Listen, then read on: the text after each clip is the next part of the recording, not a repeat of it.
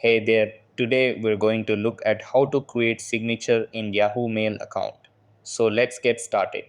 First, open a Word document and type your signature details like name, title, company, and contact info. Over here, once it's ready, select the text, right click and choose copy or press Ctrl plus C on Windows or Command plus C on Mac. After that, open your browser and go to Yahoo Mail.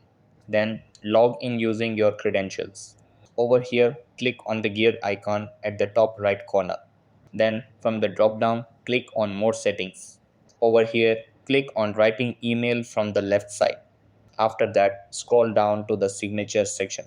Then make sure the toggle is turned on.